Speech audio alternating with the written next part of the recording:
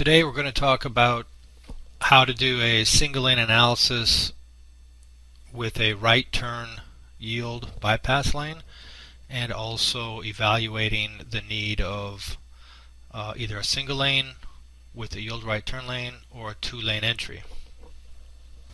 So the first step is our peak hour traffic entry. Then we will evaluate the different geometric inputs relative to the entry lanes of a single lane with yield right turn lanes, and two through lanes. This is an image of the existing conditions. North and south is oriented slightly askew there, southeasterly to northwesterly. As you can see, it's a divided four-lane roadway, and the side street is a two-lane roadway. So first step, this is our design year, peak hour traffic flows, and we've identified the north leg as leg number 1.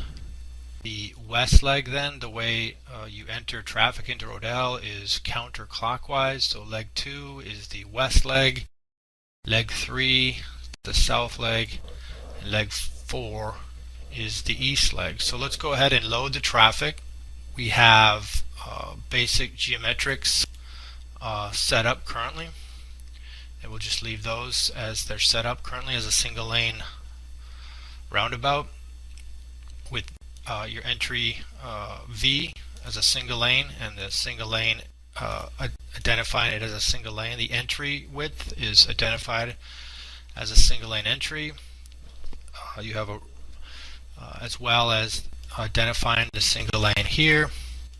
Your flare length is very short. It's have very little effect in this case, from a 12-foot approach width to a 14-foot entry. Radius is set at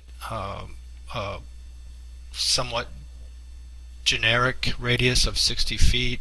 Same thing with the phi is set at 25 degrees, and a starting point of a diameter of 150 feet. And our circuitory roadway width is set at a single lane width. This could be adjusted to, say, 20 feet, and it's not going to affect the analysis at all, as long as one. And then the exit geometry is set at a single lane exit geometry as well. So our traffic conditions here in the second row, we have 3% trucks. This could be adjusted. It's probably the side streets have lower trucks in this case. The flow factor allows you to adjust flow factors, but 1 is just the flows that you would add into. So starting with the north leg, we're looking at the PM traffic flows here. We're working in the Rodel empirical model. We have the peak hour factor set at 0.92 as per the traffic conditions that were given to us. So loading leg number 1, we'll start with the PM, which is in parentheses. There are 0 U-turns in this case. There are 150 left turners. There are 396 through movements, and there are 54 right turners. Let's check leg number 2. There are 81 left turners, 91 through movements, and 179 right turners. The leg 3 has 198 lefts, 728 throughs, and 114 right turners. Leg 4 has 118 lefts, 90 throughs, and 102 right turners. So as you I left a 1 in this bypass lane here because I have in the bypass selected, I have a yield bypass selected. I can make this a 0 and make this no bypass lanes, and now I'm set. So in the results, I can see leg 3, my south leg, or my northbound approach. You can see looking at the VC ratio of 1.3, my average delay is 117 seconds. My queuing is the 15 max queue is 54 cars, and the 95% queue is 106 vehicles. And that's a level service F. So one of the first things I'd like to do in this case is check if I could, for leg 3, take out the 114 right turners and put them in a right turn bypass lane. So I'm going to go to the bypass button, click a yield bypass, and put the traffic in here, 114. You can leave the dialog box open if you'd like, or not. You can close it. I'll leave it open for now. And then once you put the right turners in the bypass column, then you zero out them in there. So I'm going to go ahead and close this dialog box, and I'm looking at the results. So pulling out the 114 rights in this right turn volumes in this case allowed my VC ratio to drop from 1.3 down to about 1. My average delay for the main entry is 36 seconds, 37. Bypass is 4.46 seconds. So the main entry has 36 seconds of delay. The bypass is 4.46. So as a level service, that's a level service E, an unsignalized threshold. As you can see, the bypass has a very high level service, so the average is a D in this case. So that would be one. I'm going to just you can look at the delay in 60 second over the whole hour, or the during the peak 15-minute condition, which is more consistent with the HCM methodology. So the results change slightly between 60, because it's averaged over the whole hour, versus just looking at that peak 15-minute within that peak hour. So that is a good solution in this case, going to a right turn lane in this particular case. So if we were to let's just go back to the slides on the left, and I'm going to scroll down. So we looked at the single lane entry, where I've blocked out the outside right turn lane, and just to summarize, we found that leg 3 was problematic as a single lane entry. There was level service F and a very high VC ratio. So we looked at adding a yield right turn lane for both, well, in this case, just the northbound or leg 3 case.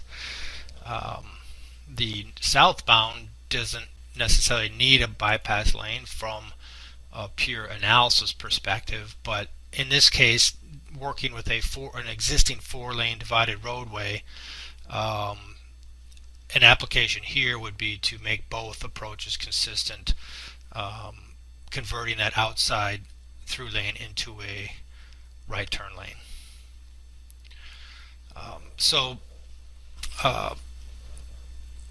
There's you could do a yield right turn lane, as I'm showing here, with a auxiliary splitter island. It divides the 2 lanes, or another way to analyze that or design it would be without the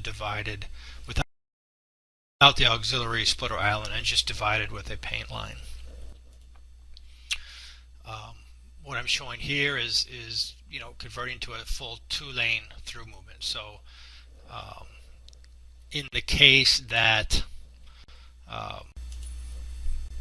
right turn lane was insufficient, for example, let's take the flow and increase it by 10%, which is a nice feature of Rodel. So that would be 1.10, which would be applying a 10% inflation factor to all the movements. And if I hit run, you can see leg 3, my average delay went to 115 seconds for the through movement. So that would be a good example of where in that case you you're going to need a full, 2 lanes through.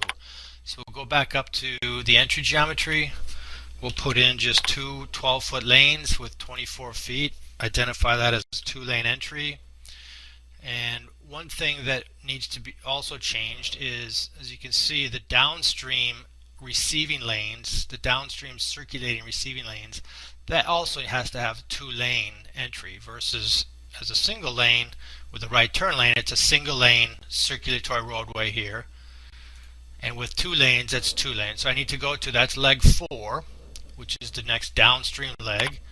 I need to change the circulating roadway width from a single lane to a 2-lane width. So I've changed that to there's a range of widths, but I just often use 20 and 30 feet. Identify that as a 2-lane entry with my 2 lanes here. I'm going to hit run to see what that does. So that takes us from a pretty poor level service F to a level service B. So a significant amount of increase of capacity with the 2-lane entry. Now it's noted that I'm just evaluating that as a single lane approach, but in this case we have a full 2-lane approach. So I'm going to, just for clarity and specifics, change this also to a full 2-lane approach, and I'll hit run. And I've got a dialog box that says my total width is less than my entry width, and so I have to change V total to 24 so that it's not less than the V, the entry approach width. So changing that to a full 2-lane approach, the first analysis was essentially a flared entry, so a single lane approach to a flared 2-lane entry, and now we've modeled this as a full 2-lane approach to 2-lane entry, and that's gone from, so that gives you more capacity than a flared 2-lane approach. So we have more capacity now. We're level service A on the long range flows with that 10% increase.